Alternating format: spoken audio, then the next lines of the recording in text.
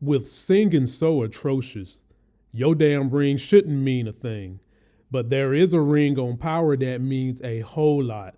And I am talking about this Titanic blue wave right here, where the damn case that is in is worth more value than the engagement ring I got for my wife.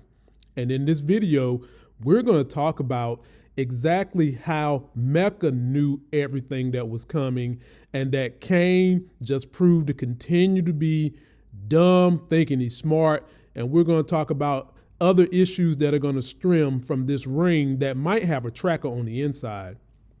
If you're finding me for the first time, please subscribe to the channel. Be sure to turn on notifications so when I drop videos, you guys get them. Be sure to download the Life Gains podcast and keep in mind next week, February the 1st at noon, your boy, Mark Dart, meets up with Lamont Tyson, Life Gains. Be there, be square, because we're going to make this thing live and a whole lot of fun. And then coming up this week, I've got fitness trainer to the stars, William Powell. He'll be here Wednesday night at 9.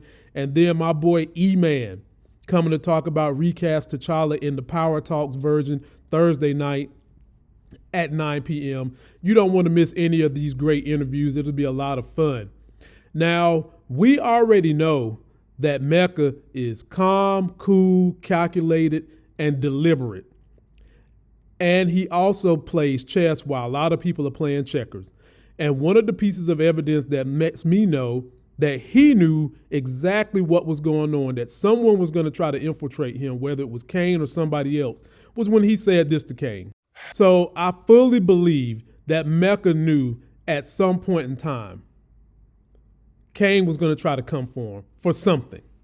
And when we first seen this episode, we saw Monet on the phone talking to Dante as he's looking at that ring, and Kane is sticking his damn shining face in there looking just like the man from the 1980s Shining. And just like the man from the 1980s Shining, Kane is crazy as hell, just like that guy was. And they both think they smart, and it didn't end well for the first guy, and I don't think it's going to end well for Kane. Because Mecca, I think, knows full damn well Kane is behind this thing, because everything he's done this whole season has been to continue to reel Kane in and also intimidate Kane to say, don't you cross me.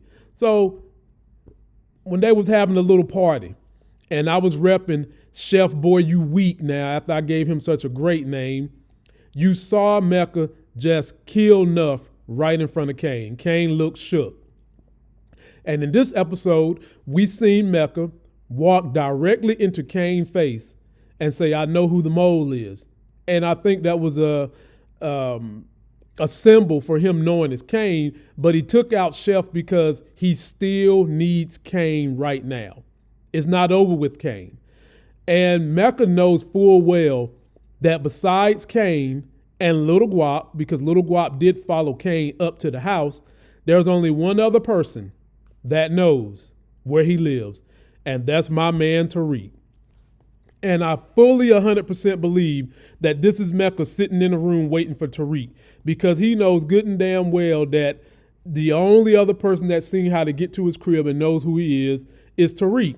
And he knows that Kane ain't smart enough to execute a plan like this on his own. He's been testing Kane this whole season. He even told Kane to keep an eye on Brayden and Tariq. And Kane has just been giving up information to Mecca like he's 411, telling him everything. So he knows the limits of Kane's intellect and what Kane is capable of doing. And then I think another piece of information that went unchecked is that why is it that when this brother Mecca, who we've already seen, has a team like the Mecca Avengers, why the hell when Little Guap's crew, a crew of dollar store gangsters, was able to take out Mecca's crew in the hangar? I mean, what they want us to believe? Mecca sent the B team?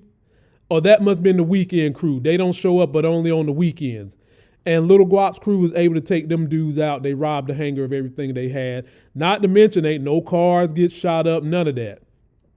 So having said that, I do believe Mecca knew that this was coming. He wanted it to go like this because at this point, he has no idea that Nene Stewart is probably going to have to come back his way, because Diana went to the house and she blew up everything.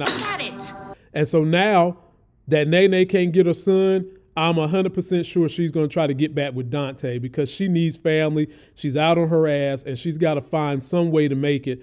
And right now, getting back with Dante is probably going to be the least path of resistance.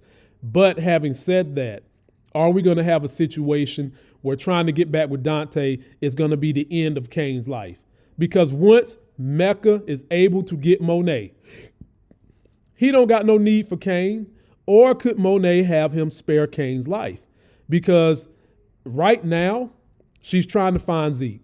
And in this next episode, the trailer reveals that she's going to find Zeke, and they're going to have a meetup with Mecca to talk about him being the daddy and whatever else they can talk about before this shootout ensues, which I do not believe this is Little Grop's crew. I believe this is Mahoney's crew. And once all that gets put in place and everything's known, I think that she will side with Mecca. But how is that going to leave Cain? And I do believe that we might next season see Cain get taken out, possibly if he keeps being a problem, because Mecca knows every damn thing that's going on. But at the end of the day, Mecca is going to want that ring back, or he's going to want his drugs back. He might want it all back, which leads us to Davis McClain, who now has the ring that Tariq gave him as payment, that Mecca's probably tracking right now as we speak, because that ring did mean a thing. And what might be able to save Davis McClain is that quite possibly, since his brother has been locked up for all these years, maybe somehow, some way, they'll write it that the brother came in contact with Mecca. They might be good friends somehow, some way, and that might be the way to spare Davis McClain of any wrath that might come Mecca's way. But I want to hear from you guys. Let me know what you think about these theories. Continue to post all you guys' hot theories. You guys are doing such an excellent job of coming and checking us out when we go live, leaving great theories, and just leaving us something to keep you guys entertained while we wait for the show to come back. That's going to do it for this video. Don't forget to like the video. Please comment, subscribe, get yourself that life game. Be sure to join me as we go live tonight again at 9 p.m. We're going to have a fresh crew. And be sure to come and check me out as we're doing all these other lives with YouTubers, interviewing stars, and just really trying to keep you guys engaged as we go between these different shows. And until that next Sex is Hell video, I'll see you.